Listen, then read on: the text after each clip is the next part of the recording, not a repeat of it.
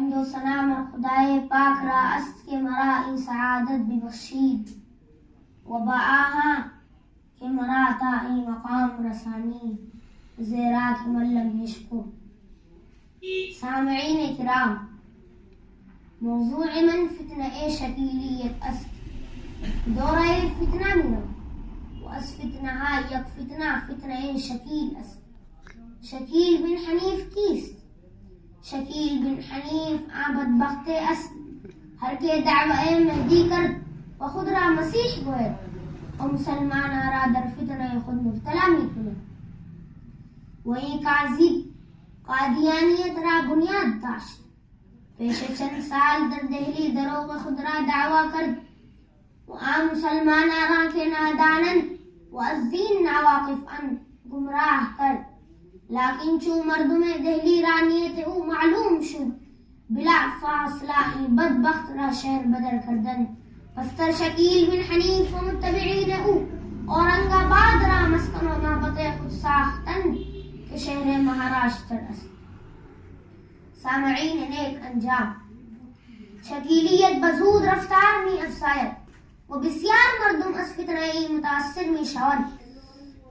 N افراد خفیہ کار می کنند و شکیل بن حنیف کاذب اکبر و دزد نبوت مسلمانان را نشانه می سازد که نادانند و از دین بے بہره‌اند و از اصل حدیث بے خبرند و جوانی که در کالج و یونیورسیتی تعلیم حاصل می کند او را گمراه می کند و ای دروغ و حلیه خود چنی سازد که هر که ای را بیند ولی الله داند و بزود گمراه شود. سامعین با تمکین، یہ بیک وقت دعوی مسیحیت و مہدویت کرد، حالانکہ حضرت مہدی علیہ السلام و حضرت عیسیٰ شخصیت جدا جدا ان.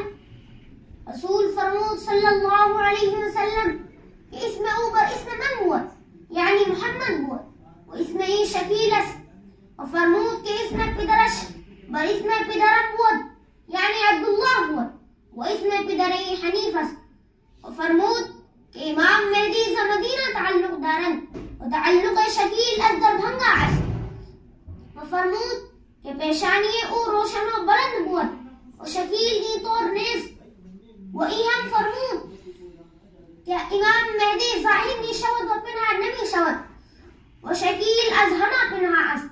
پس فرق معلوم شد کہ شکیل مہدی نیست و ای دروغ است و ای دعوی می کند که من مسیح ام و شما را بگویم که حضرت مسیح فرزند ابن مریم ان